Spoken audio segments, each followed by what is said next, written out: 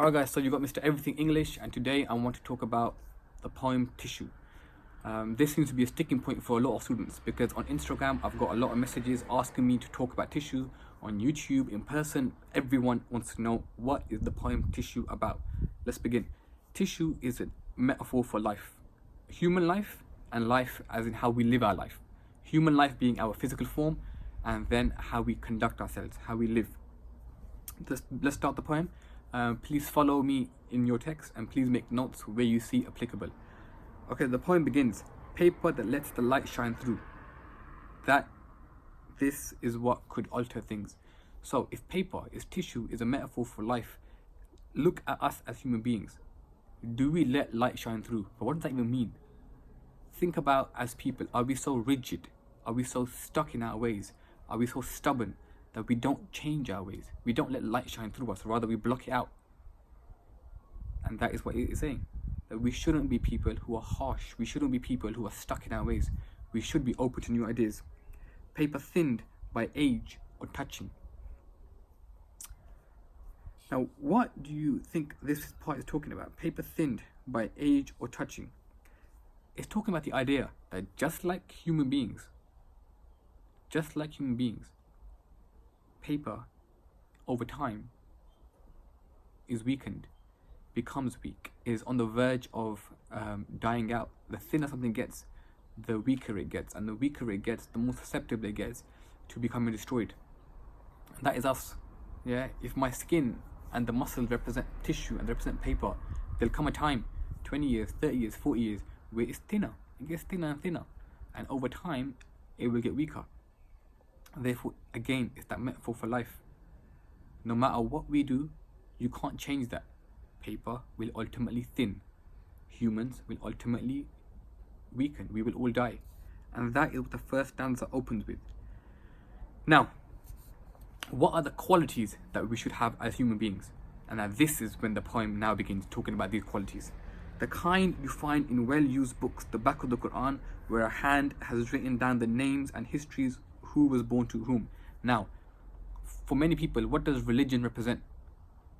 Religion represents knowledge, a way of life. The poem is talking about that if we want to be strong, capable human beings, what do we need? We need knowledge. And the poem takes it back to religion. Now think about this. This poem comes under nature. Who controls nature? God. So maybe the poet is alluding to the fact that we should give ultimate sovereignty, ultimate power to God if we want to be living a correct life. And then the poem carries on and it talks about how paper looks at the height and weight and who died and where and to which person. What is that? In a nutshell, it's your birth certificate and your death certificate. Where you were born, where you came from, and where you ended up. Now, what does your birth certificate do? It gives you identity. It lets the world know who you are. And that's what paper does. First, paper gives you knowledge. Second, paper gives you an identity. It lets the world know who you are. And then in the beginning, it talks about paper thinned by age or touching. But at the moment, the language is quite soft. It's quite nice. It says, pages smooth and stroked and turned transparent with attention. Smooth and stroked. It's not a harsh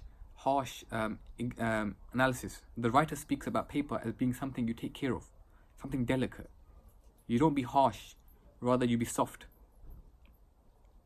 Now, if buildings were paper, the last two stanzas spoke about us as people. If buildings were paper, what might these buildings represent? I would argue these buildings represent society. And that is what this poem is now looking at, the world around us. If buildings were paper, I might feel their drift. Why? Because you can see how easily they fall away on a sigh, a shift in the direction of the wind. What do you think is happening here? What do you think is happening here? If the building represents society, and society moves in the direction of the wind, the writer is having a jab. The writer is taking a dig at society. The writer is saying that as a society, we've lost our identity. We've lost our knowledge. Because what do? We move in the way of the wind. If the wind goes that way, we go that way. If the wind goes that way, we move that way. Now, what made the wind be a metaphor for?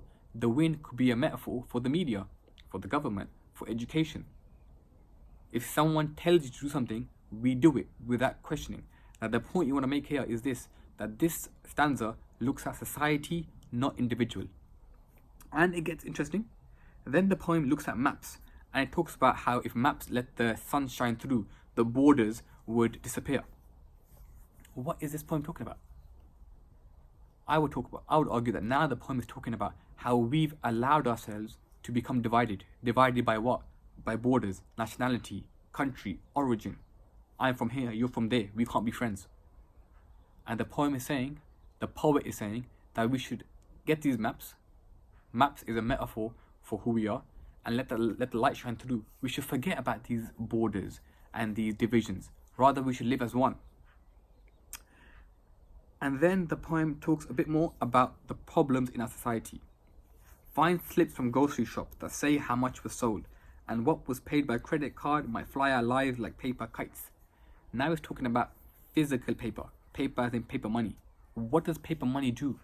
It flies our lives like kites. What does that mean? Very simple. Hold a kite, and if the kite blows that way in the wind, my body, my legs will follow it. If the wind blows the kite that way, I will follow it that way. Therefore, as people, what do we live for? And what controls our life? It's money. We live under a capitalist society where money, profit, benefit overrides every other aspect of society. Overrides family, overrides relationships, overrides being kind to each other. And that's what the poem is saying. This time the poet is saying our lives are literally controlled by paper. But we need to change. And how do we change? With living tissue, raise a structure never meant to last. What is the poet talking about? The poet is talking about us. We are the living structure that is never meant to last. You put layer over layer over layer. But let's carry on and we'll come back in a second.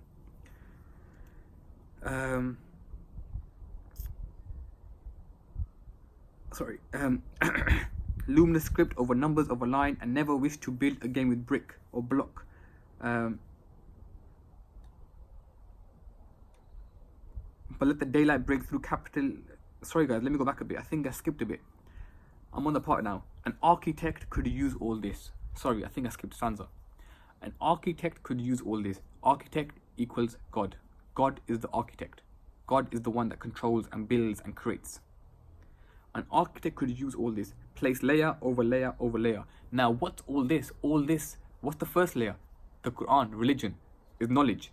Then is identity through your birth certificates. Then is through understanding that we don't let borders divide us. That's the third layer. Then is the layer of not letting money control us. If you put layer over layer over layer, what do you get? And never wish to build again with brick or block. Let's skip this answer. What do you get? You get a living tissue. What's a living tissue? We are the living tissue. So you place layer over layer over layer over layer, and you produce the perfect human being.